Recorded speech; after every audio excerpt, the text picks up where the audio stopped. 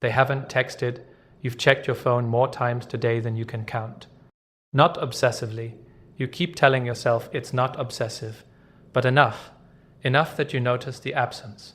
Enough that the silence has started to feel like a verdict, like something being decided about you without your input. And the worst part isn't the silence itself. The worst part is what the silence is doing to your thinking. You're starting to revise the whole relationship in your head, starting to wonder if you imagined the connection. If the moments that felt real were real, if you were paying attention to something that was never actually there, or if you were just one of those people who sees depth in someone who was always shallow, who reads meaning into things that meant nothing. You feel forgotten. That's the word for it. Not rejected. Rejected would require them to have actually considered you and made a decision. This is something quieter and somehow worse. This is being erased, being dissolved. Being someone who mattered enough to talk to every day, and now apparently doesn't matter enough to warrant a single word. You keep circling the same questions. Did I do something? Was it something I said? Was it too much? Was I too available? Did I push when I should have pulled back? Or was it the opposite? Was I not enough? Not interesting enough? Not worth the effort of maintaining? You're doing the math on yourself and coming up short every time, and the silence just sits there, offering nothing, confirming everything you're afraid of. Here's what you don't know.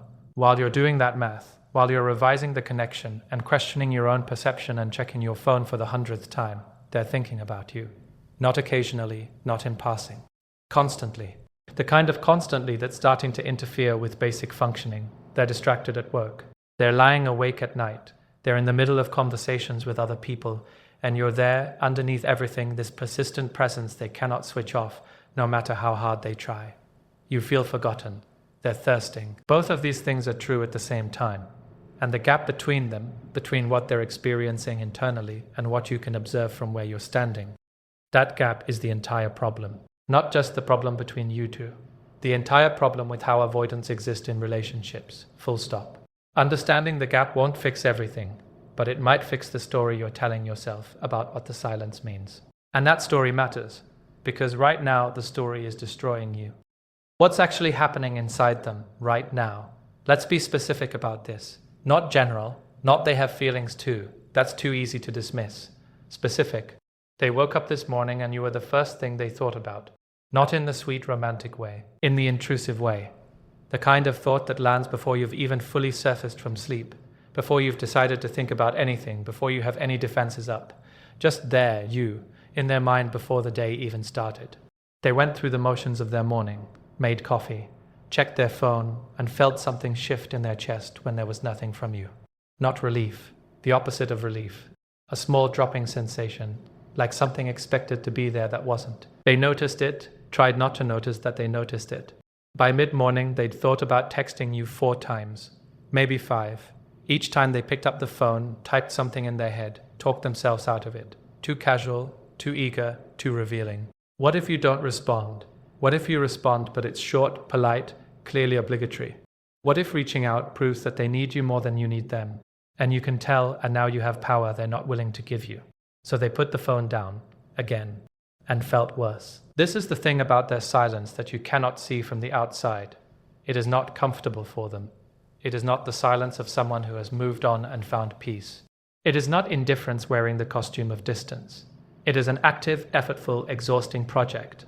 The project of not reaching out to someone they desperately want to reach out to. They are working against themselves all day long, and they're losing. They're not reaching out, which means the fear is winning, but they're also not finding any peace, which means they're not actually getting what they traded you for. They gave up contact with you and got nothing in return except more wanting. That's where they are right now, not at peace, not over it, not fine, drowning quietly while you assume they've swum to shore and forgotten you existed. Why the silence gets worse exactly when the wanting gets strongest, this is the part that breaks people's brains when they first hear it, because it's completely backwards from how normal attraction works. With most people, wanting leads to pursuing. The more you feel, the more you move toward the person you feel it for. The logic is obvious. The behavior makes sense. But with an avoidant, the equation inverts. The more they want you, the more silent they become. And understanding why requires understanding what wanting means to them.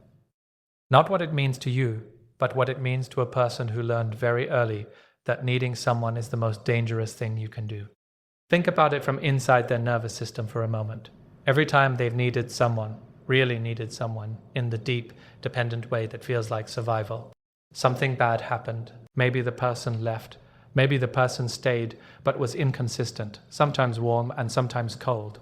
And they could never predict which version they'd get. Maybe the person used their need against them, punished them for it, made them feel weak or pathetic for feeling it. Maybe nobody did anything terrible, but they watched someone they loved get hurt and concluded that caring that much was simply too dangerous to repeat. Whatever happened, their nervous system learned a lesson so early and so thoroughly that it's now automatic. The more you need someone, the more they can hurt you. Dependency is vulnerability. Vulnerability is danger. Danger requires protection. So when you come along, when you become someone they actually want, someone they're starting to need, their system doesn't respond with joy. It responds with alarm. The wanting isn't a green light. It's a threat assessment. The more they want you, the louder the alarm gets. And the alarm's only job is to protect them. And the only protection it knows how to offer is distance. The silence isn't them pulling away because you matter less. It's them pulling away because you matter more. That's not comforting exactly. You still don't have contact. You're still checking your phone. You're still feeling the absence like a bruise. But understanding the mechanism should at least kill the story that this is a verdict about your worth. The silence is about their fear, not your value. They're thirsting. The fear is just louder than the thirst right now. Here's where it gets more painful. The silence also feels like control to them. They can't stop wanting you. That part is involuntary. They've tried, it doesn't work. You're just there, in their head, persistent and loud. But they can control their behavior. They can refuse to act on the wanting. They can choose silence even when every part of them is screaming to reach out. And in the middle of an internal experience that feels completely out of control, the ability to control their behavior, even in ways that hurt them, feels like the only solid ground they have. It's not working, they know it's not working. The silence isn't making them want you less. If anything, the distance is making the wanting worse. The way hunger gets louder the longer you ignore it. But they're committed to it now. They're in it. And getting out would require admitting that getting in was a mistake, which would require a level of self-awareness and humility they're not currently capable of accessing. So the silence continues. And every day it continues, the wanting gets worse, and the stakes of finally breaking it get higher, and the fear of reaching out grows, and the silence becomes more entrenched, and you keep feeling more forgotten while they keep thirsting harder. What's happening in their body while you wonder if you imagined it? They're not sleeping. This sounds small. It's not small. When you care about someone the way they care about you, specifically this kind of caring that terrifies them and that they can't turn off. Your nervous system doesn't have an off switch. They're lying in the dark and you're there, not as a pleasant thought. As an obsession, they're replaying conversations, not the big ones, but the small ones, the throwaway moments that apparently embedded themselves somewhere they didn't agree to store them. The way you laughed at something that wasn't even that funny, something you said once that stuck. A specific quality of being around you that they cannot put language to, but can feel the absence of like a missing tooth their tongue keeps finding. They fall asleep eventually. You're in the dreams too, and then they wake up and you're the first thought again, and the whole cycle restarts. Sleep deprivation is doing things to them, making everything harder to regulate, making the wanting louder and the defenses weaker, and the emotional landscape more difficult to navigate. They're more anxious than usual, a background hum of anxiety that they're attributing to work, to stress, to vague life dissatisfaction, to anything except the actual cause. The actual cause is that they want you, and they won't let themselves have you, and their body is registering that as a threat. Because here's the thing about craving that people don't always understand. It's not just psychological. When your body gets used to someone's presence, their voice, their specific weight in a room, the particular way things feel when they're around, and then that presence disappears, the body notices. The body wants it back. And when the mind keeps overriding the body's signals through fear and defensiveness, the body starts protesting through other channels. Headaches that arrive without obvious cause. A tension in the jaw, the shoulders, that doesn't release no matter what they do. A low-grade nausea that makes them pick at food and put it down. A fatigue that's bone deep but has nothing to do with physical exertion. Their body is paying the cost of the silence their mind has imposed. And they're not connecting the symptoms to you. They're Googling stress relief. They're blaming work. They're doing everything except acknowledging that their body is staging a protest against the separation they chose. and can't quite bring themselves to undo. There's a specific physical experience that happens when they encounter something that reminds them of you. It hits before they can prepare for it. A song comes on, not even a song you shared, just a song that has the same texture as a feeling you gave them, and suddenly the wanting is right there at the surface, no defense between them and it. Or they pass somewhere you've been together, or someone says something that sounds like something you'd say, and for just a moment before they can get the lid back on it, the missing floods through them with a force that's almost disorienting. They have to stop, have to breathe, have to actively work to not reach for their phone. That moment, that specific moment of almost, is happening regularly, multiple times a week, sometimes multiple times a day. You don't see any of it, you see silence. The internal war you can't witness, there are two things happening inside them simultaneously, and they are in direct conflict with each other every hour of every day. And the conflict is exhausting them in ways they can't explain to anyone, because explaining it would require admitting it exists. The first thing is the wanting, which we've established is real, is consuming, is not casual. It's generating constant pressure toward you. Constant, like a current running underneath everything else they do. Every day there's a moment, usually more than one, where they almost reach out. Almost. They compose the message in their head. Sometimes they even type it. They get close enough to feel the relief of it, the imagined relief of finally just making contact, finally ending the silence, finally letting themselves have what they want. And then the second thing kicks in. The fear, not a vague abstract fear, a specific embodied, this will destroy me fear. Because reaching out means showing they care. Showing they care means giving you information, the information that they want you, that the silence wasn't peace, that they've been over here drowning this whole time. And information is leverage. Leverage is power. And the most dangerous thing they can imagine is you having power over them. Not because you're dangerous. Not because there's any evidence you'd use it against them, but because everyone who's ever had power over them has, at some point, hurt them with it. The precedent is old. The pattern is older than you. And their system doesn't distinguish between past threats and present safety. It just knows, don't show how much you care. Don't give them the weapon. So the fear deletes the message, every time. But here's what makes it even harder. They know what they're doing. This isn't oblivious self-protection. They know they're hurting you. They know you're over there questioning whether you matter. They can feel, somewhere underneath everything, that the silence is unkind, that you deserve better than this, that they are in this specific moment being a coward, and that knowing creates shame. And the shame is its own kind of pain on top of the existing pain. They're not just suffering from wanting you and not allowing themselves to have you. They're suffering from watching themselves do this and not being able to stop. They're disappointed in themselves, frustrated in ways that have no outlet, locked in a pattern they can see clearly and cannot seem to escape. This is the war. Wanting versus fear. Contact versus protection. The person they want to be versus the person the fear keeps making them. Back and forth, constantly, invisibly, at enormous cost to them. And from where you're standing, you see nothing, you see silence. You conclude they've moved on, they haven't moved on. They're at war. The test you don't know you're taking. The silence is also a test. It helps to know this because once you see it, you understand why there's no good way to respond to it, and why that's not your fault. Here's what they're testing. Whether you'll pursue them. Because if you pursue, if you break first, if you reach out, if you cross the distance they created, it gives them exactly what they need without requiring them to risk anything. They get proof that you want them. They get validation that you care enough to chase. They get the reassurance that they matter to you, which is what they're desperate for, without having to expose that they're desperate for it.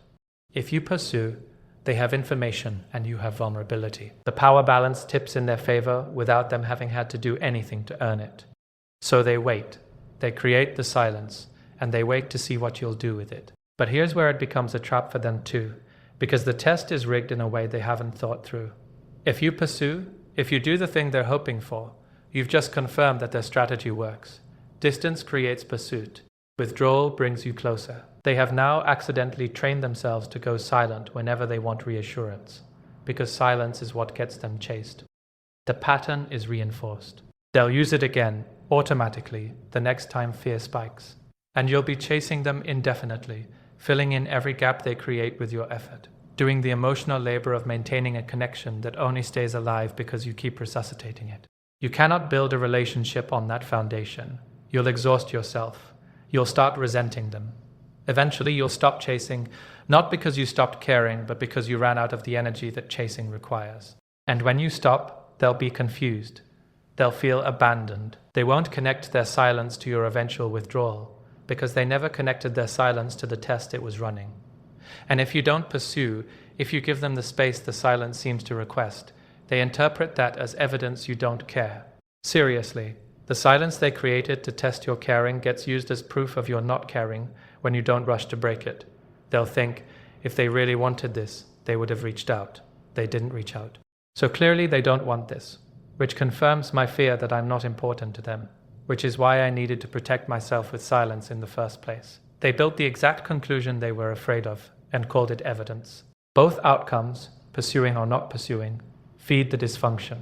Pursuing confirms the silence as a strategy. Not pursuing confirms their fear that you don't care. You are being asked to solve a puzzle that has no solution, taking a test that has no passing grade, navigating a dynamic designed by someone whose fear is smarter than their intentions. This is not a judgment of them.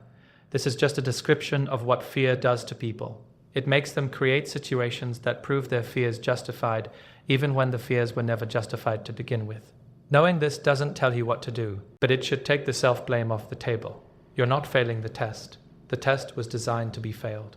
The moment their silence becomes physically unbearable, there are specific moments when the wanting overcomes everything else, when the gap between what they feel and what they're allowing themselves to show becomes so wide that maintaining it stops being possible. The first one is when they see you in person after the silence has gone on for a while. They've prepared for this. They told themselves they'd be cool, composed, that the silence would have created enough distance that seeing you would be manageable, that they'd have gotten some of themselves back during the time apart, recovered some equilibrium, stopped being so affected. Then they see you, and before the thought is even finished forming, before they can deploy any of the composure they rehearsed, their body responds. Something changes in the face that they can't prevent. The breath catches in a way that's audible. There's a pull, physical, actual, in the direction of you. This involuntary leaning that the body does before the mind can stop it. All the wanting they've been managing from a distance is suddenly right there, right at the surface, with nowhere to hide because you're standing in front of them and their body is not good at lying. For just a moment, 3 seconds, maybe 5, you can see it all. You can see they haven't moved on. You can see the thirsting has been there the whole time. You can see that the silence wasn't peace. And then the defense clicks back into place.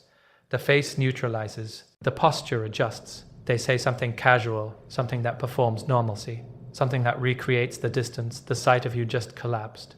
But those first few seconds are the truth, and somewhere in you, you probably know it. You probably feel the moment, even if you can't explain it. Even if you spend the next 3 days convincing yourself you imagined it. You didn't imagine it.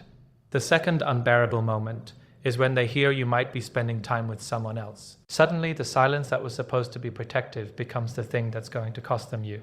And the possessiveness comes flooding in. Irrational, unjustifiable, completely disproportionate given that they've been maintaining a silence that gave you every reason to move on. They have no right to this feeling. They know they have no right to it. That knowledge doesn't touch the feeling at all. They want to reach out, they want to say something. They want to make sure you know that the silence wasn't a goodbye, wasn't indifference, wasn't them releasing you to go find someone else. But reaching out to stake a claim requires admitting the silence was a lie. Requires showing they've been over their caring this whole time. Requires the vulnerability they've been protecting themselves from. So they sit with the jealousy. They sit with the panic. They sit with the very specific agony of having created the exact conditions for losing you, and now watching those conditions do their work. The third moment, and this is the one that happens most regularly, the one that does the most damage over time, is late at night. Defenses require energy. They're effortful, maintained, constantly renewed. And at some point, usually somewhere between midnight and 3 a.m, the energy runs out. The rationalizations stop working. The intellectual frameworks that make the silence seem like a reasonable self-protective choice dissolve in the dark. And what's left is just the raw wanting, with nothing between it and them. They lie there. Thinking about you, wanting to text. Getting close enough to feel the almost of it, the imagined relief of just making contact. And then pulling back, and then getting close again. The phone in their hand, and then set down and then picked back up. They don't send the message. But they come close, more times than you'd believe. And each time they don't send it, they feel a particular kind of contempt for themselves. For being this affected, for being this close to acting on it and still not acting, for being controlled by a fear that they can see clearly and cannot overcome. They put the phone down. They lie in the dark. They want you, and you don't know any of it because the phone stays silent. What their silence is costing them that they can't see yet. The silence feels like a cost. Fear is good at disguising the things it makes you sacrifice. It frames them as choices, as reasonable self-preservation, as evidence of wisdom rather than cowardice. But the silence is costing them things that are real, that are accumulating, that they will eventually be unable to ignore. The most obvious cost is you specifically, not a hypothetical you, not the concept of a good relationship. You, the particular person who has seen something in them that most people don't see, who has extended patience that most people don't extend, who has stayed curious about them past the point where other people gave up and left. That person is not infinitely available. That person has a limit. And every day of silence brings you closer to that limit, closer to the point where the math changes, where the relationship stops looking like something worth waiting for and starts looking like something it's healthier to release. They think you'll be there when they're ready. They think they can take the time they need, manage the fear at their own pace, return when they feel safer, and find you waiting. And maybe they're right. Maybe you will be. But maybe you won't.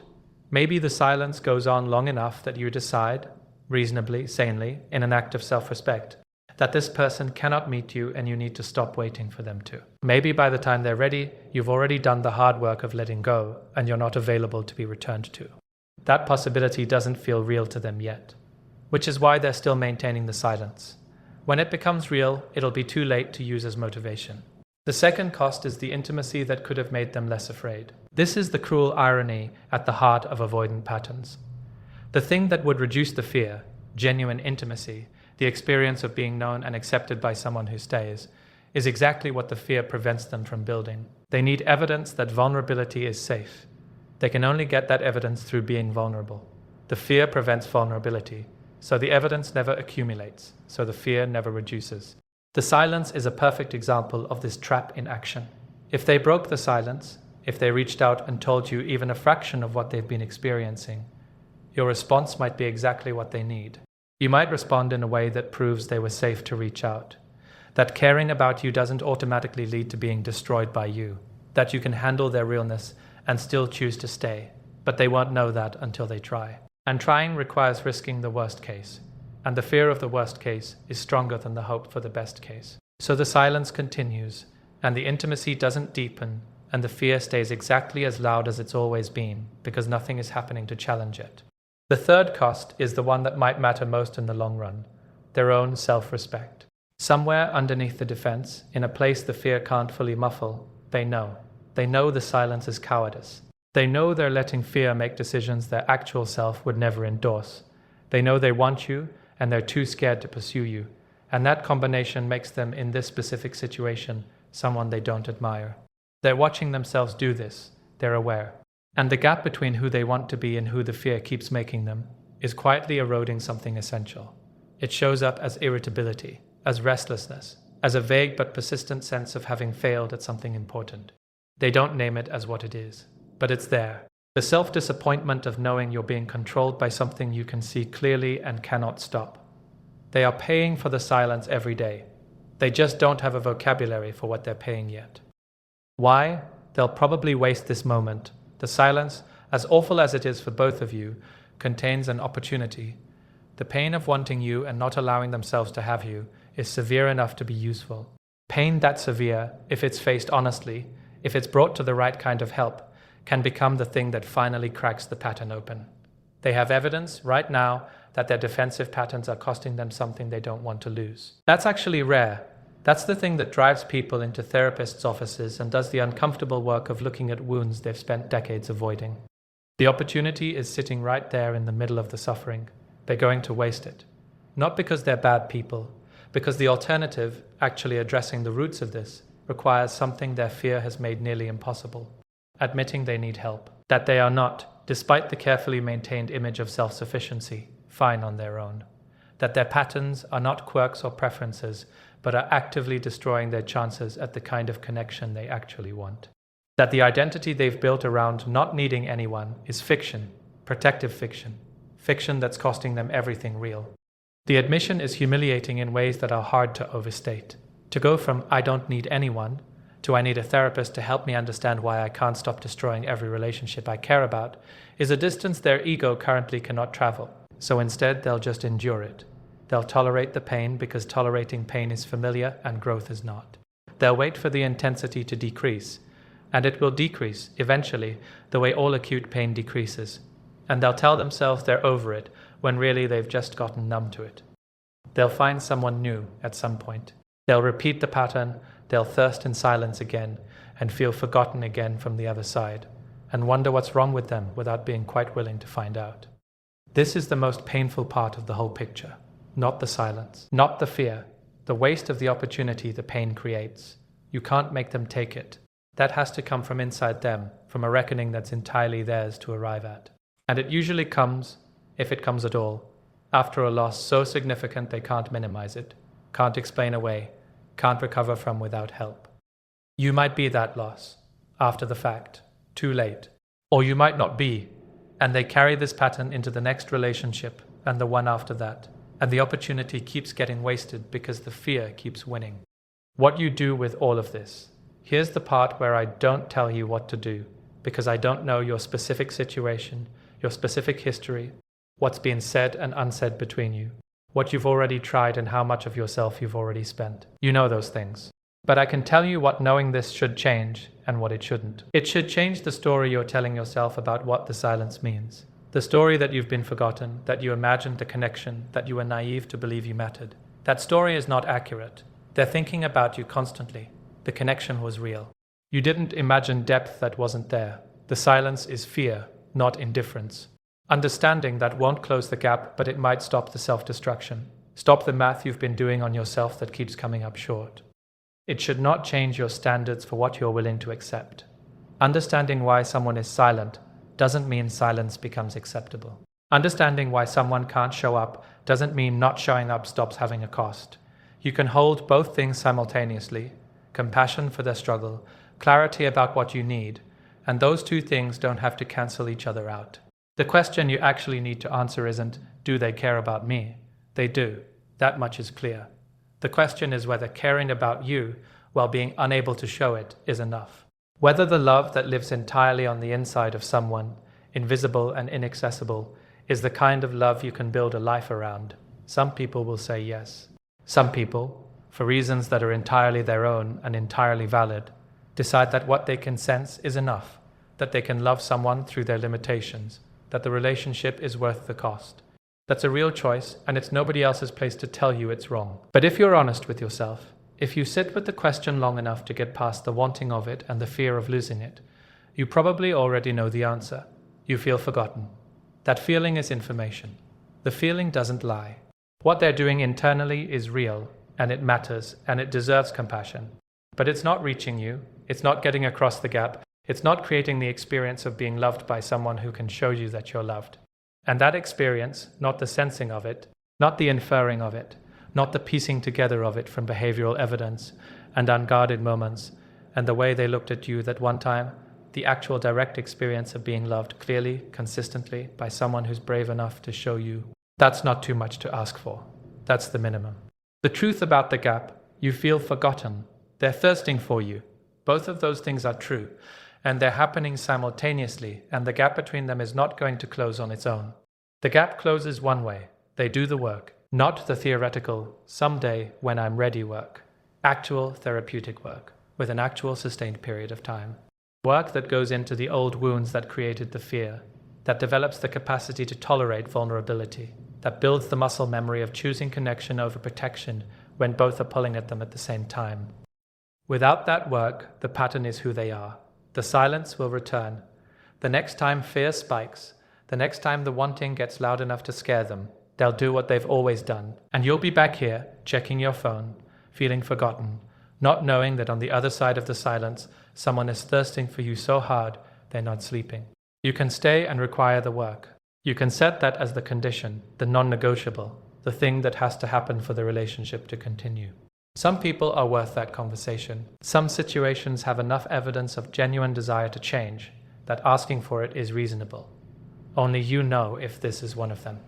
Or you can leave, not in anger, not as punishment, but as an honest acknowledgement that needing someone to change in fundamental ways before you can stay is sometimes just too much to ask of yourself, too much to wait for, too uncertain to build around. What you can't do, what will destroy you if you keep doing it, is stay without conditions, accept the silence as the price of their company, keep feeling forgotten while telling yourself it doesn't matter because you know they're thirsting. The thirsting is their internal experience. The silence is the relationship. You live in the relationship, not in their internal experience. And the relationship is silence, and silence, no matter how much longing is living inside it, is not enough.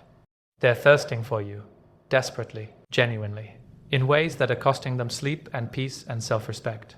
That matters. It says something true and important about what you mean to them. But you deserve someone whose thirsting translates into action, whose wanting creates movement in your direction, whose love doesn't stay trapped on the inside, pressing against glass you can almost see through but never quite reach.